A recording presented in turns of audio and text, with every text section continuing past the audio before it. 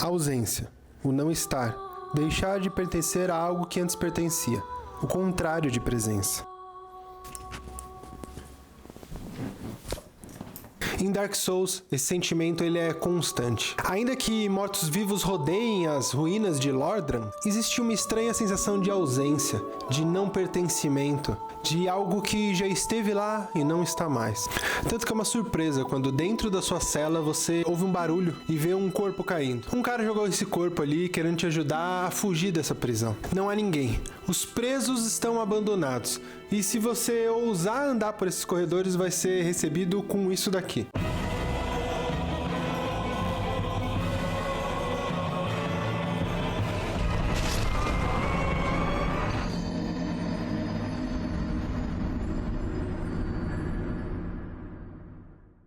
Você vai morrer. Muitas e muitas vezes. Mas tudo isso tem um motivo. Você é um marcado pelo sigilo negro. Com essa marcação, carrega a maldição do morto-vivo. Ou seja, toda vez que você morre, você volta à vida para tentar de novo. Mas isso tem um custo. Para todo mundo que revive muitas vezes, começa a sentir a própria humanidade fugindo pelos dedos. E quanto menor a sua humanidade, mais próximo você tá de se tornar uma casca oca, que não tem mais nada ali dentro a não ser esse fantasma do passado. E Dark Souls aborda esses dois pontos. Não só a decadência desse mundo que já vive muito mais do que deveria, como os repetidos ciclos que continuam degradando cada vez mais a própria existência. Essas marcas foram colocadas nos humanos como uma maneira de controlar eles, pois os líderes desse reino viam um certo potencial no desconhecimento de como essa alma em específico funcionava, a alma dos humanos. O reino é Lordran e ele é comandado por Gwyn,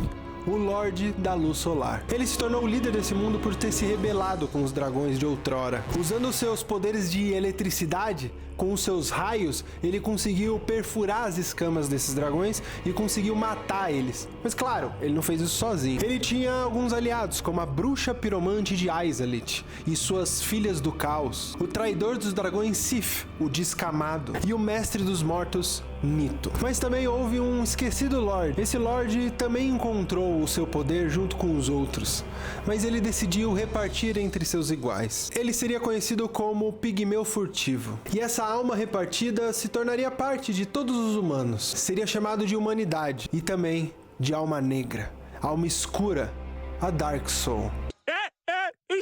Essa alma misteriosa causava muito medo em Gwyn. Todos haviam obtido suas poderosas almas quando surgiu a primeira chama. Quando tudo era cinza e estéril, esse mundo teve a chama, que trouxe a vida e a morte, a luz e a sombra. E quando os dragões foram derrotados por Gwyn e seus aliados, essa antiga era dos dragões foi deixada para trás. E assim nasceu a Era do Fogo, a Era da Chama.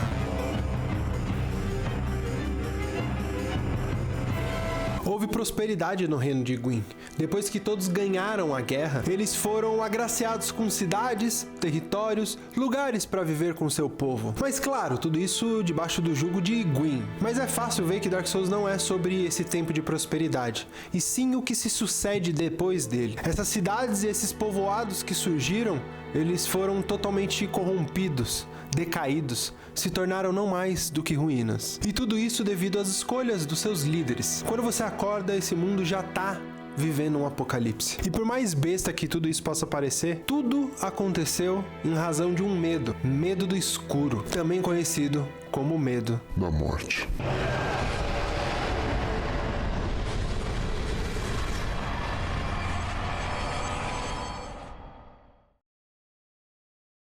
Gwyn soube de uma profecia, que aquela chama que iluminou o mundo e deu tanto poder para os seus aliados, que garantiu que ele conseguisse criar o seu reino e vencer a batalha contra os dragões, essa chama eventualmente apagaria. Esse seria o fim da Era de Fogo e o início de uma nova era.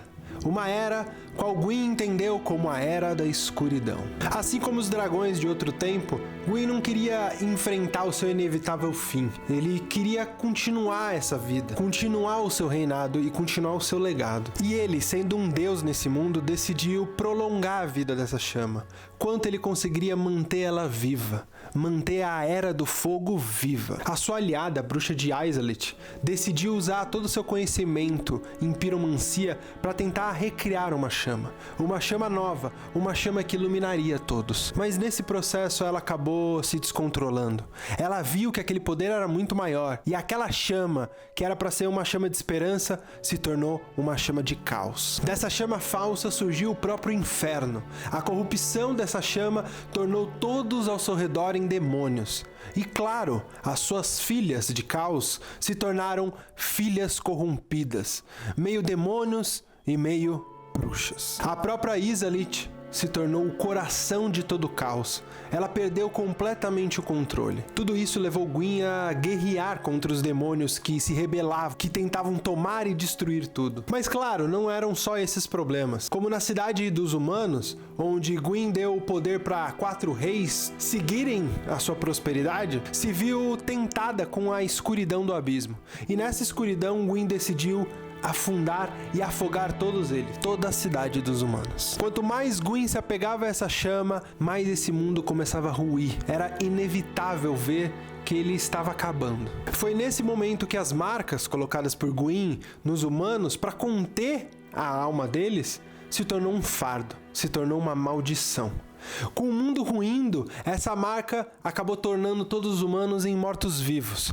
Mortos-vivos que voltam à vida, com um pouco menos da própria humanidade, até se tornarem as cascas que vagam por aí, recebendo ordens e as cumprindo sem pestanejar. Apesar de todas as tentativas, Gwyn viu que era incapaz de parar essa chama. Mas ele ainda queria, ele ainda tinha vontade, ele tinha esse apego, ele não poderia deixar as coisas terminarem. Então, usando a sua alma, sua poderosa alma, ele foi e reacendeu a chama. E nisso, ele mesmo se tornou um oco, um vazio, um ser que vaga sem nenhuma vontade. E esse foi o início do primeiro ciclo, da manutenção de uma chama que já era moribunda, de um mundo que pedia para morrer, mas ainda vivia, e vivia, e viveria muito mais.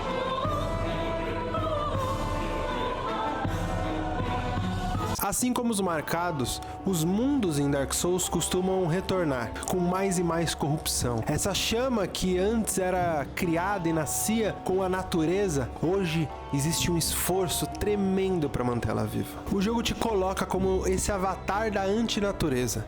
Você morre e volta à vida. E cada vez que você morre, você vai percebendo que esse mundo não é só cruel, que você tá a um triz de desistir, a um triz de falar, não, esse boss não, não, esse corredor não, essa área não. Você tá um triz de desistir. E o seu personagem se tornar apenas um vazio ali, vagando, esperando para ser controlado. Nessa aventura por Lordran, você conhece muita gente com pesar, muita gente com dificuldade em se soltar do passado, e tudo isso envolto nesse mundo incapaz de seguir em frente. Pessoas com vingança, pessoas que querem encontrar essa luz.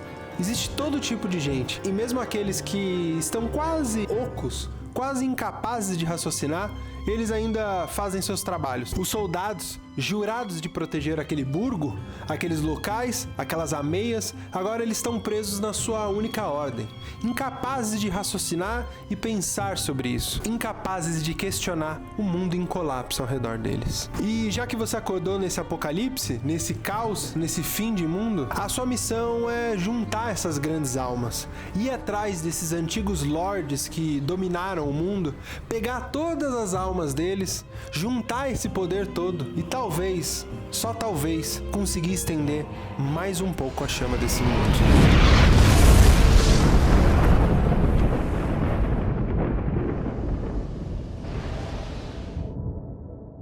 Esse é o dogma predominante em Lordran. Você será repetidamente falado sobre a profecia desse grande morto-vivo, desse marcado que irá reunir essas grandes almas e queimá-las em uma grande extensão da vida desse mundo. Custe o que custar. E eu acho que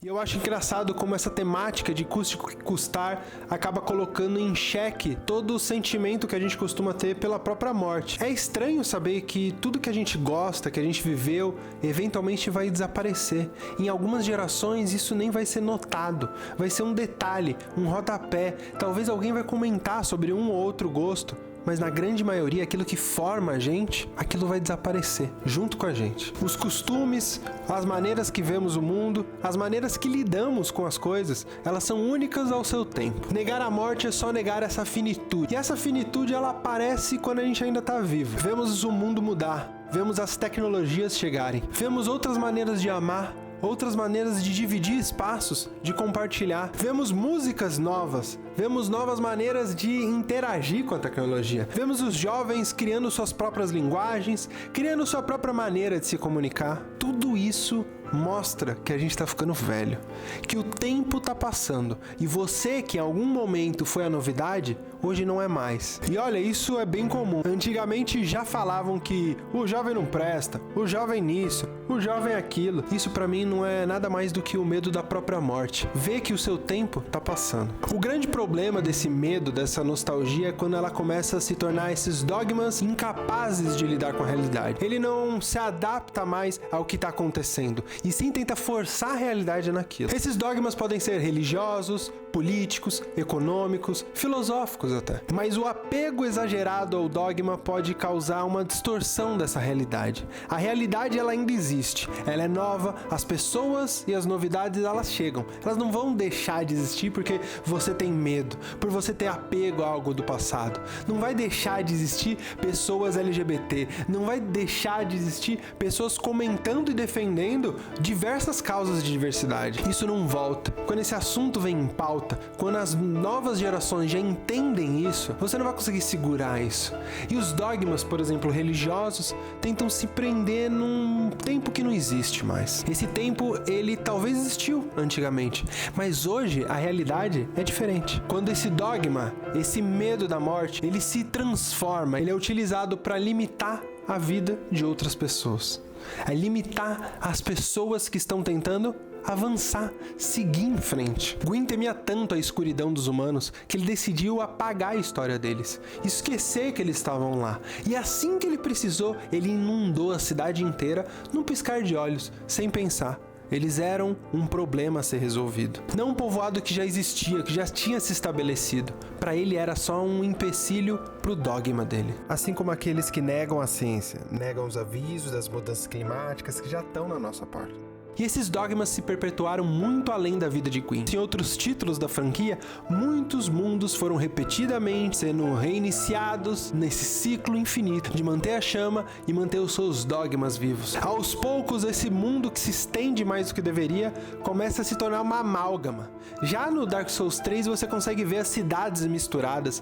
Esses mundos, a história dele já se confunde. Se tornou um próprio morto-vivo da existência naquele mundo. E nada disso é muito diferente do que a gente acaba vendo hoje em dia. A gente vê o mercado nessa busca insaciável pelo lucro, repetindo 1 milhão de vezes a mesma franquia, criando continuações, remakes, reboots, sempre reaproveitando e revivendo aquele mesmo mundo, incapaz de dar um salto, de tentar fazer algo diferente, algo mais interessante. Claro, é impossível não falar de IA. IA é em si a amálgama de tudo, é uma junção de coisas. Ele é uma maneira de você pegar todos aqueles padrões, aquele mundo que você criou. O problema é que esses dogmas, quando se estendem mais do que deveriam, acabam se tornando um problema para todas as pessoas. E esse mundo repetidamente vem sofrendo com os mesmos problemas. Os problemas do passado ainda são um problema no futuro. Em Dark Souls 3, a maldição dos mortos-vivos ainda é um problema. O fim da chama ainda é um problema. E dessa vez, muito mais exacerbado. Gwyn não quis olhar para a realidade. A realidade era que o seu fim era inevitável. A era da escuridão, que ele tanto temia, ela ia chegar de uma forma ou de outra. Nem que isso demorasse muito mais tempo. Afinal de contas, o tempo é o algoz mais inevitável Dogmas como o negacionismo climático, a sede de lucrar leva, por exemplo, o agronegócio a ignorar cuidados ambientais para plantar mais e mais para exportar. Enquanto lucram com venda de soja para alimentar gado gringo, seu próprio povo passa fome, suas terras destruídas para plantio dos outros. A realidade diz que se você não usar esse dinheiro, esses números mágicos para manter a população a salvo, para manter as coisas funcionando, olhando para a realidade que você tem, você só vai estar negando aquilo e corrompendo toda a possibilidade de prosperidade. Isso se repete mais e mais vezes em diferentes lugares. Quando você coloca o seu Deus, o dinheiro, acima de tudo, fica um pouco difícil de você saber o que está acontecendo de verdade e o que é só essa manutenção dessa chama acesa, moribunda, que adora ficar ali te observando de longe e pensando, um dia as coisas vão ser melhor. Mas não hoje. O importante é que os números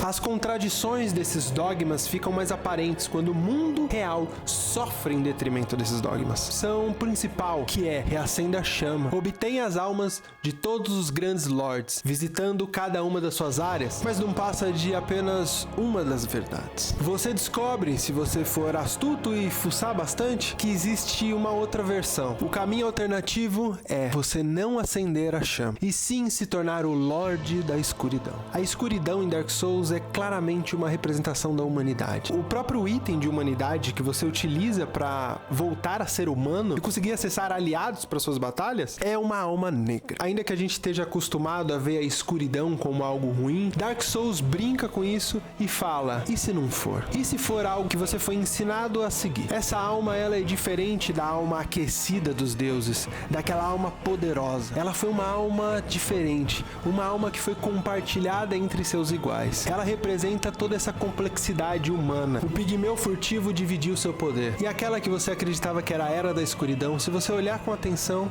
era a Era da Humanidade. E quanto mais os dogmas ignorarem a realidade, e em vez de serem ferramentas úteis se tornarem ditadores absolutos, eles serão fonte de alienação. E com essa alienação, tudo que resta é a corrupção, a defesa infinita dessa chama e um mundo que é finito. Às vezes a chama tem que parar de queimar, porque a gente não tem recurso suficiente para dar para essa chama, para aquecer ela. O tempo de Gwyn, ele era finito. A sua morte, inevitável. Dark Souls fala sobre morte na sua essência.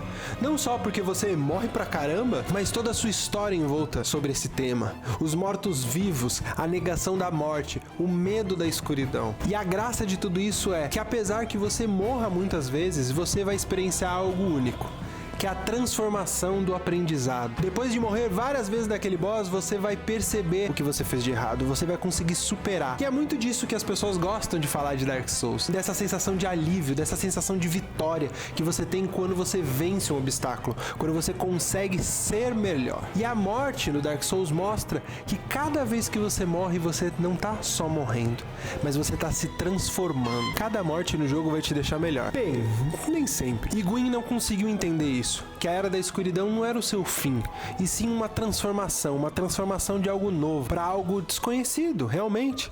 Algo que dificilmente ele entenderia, que não fazia mais parte do seu tempo, porque Gwyn estava morrendo, assim como seus aliados, assim como a sua própria Era. A Era da Escuridão podia ser diferente e desconhecida, mas essencialmente era real. Assim como o pequeno fato que no fim você vai morrer. True God be cast upon the world. Our world is eclipsed.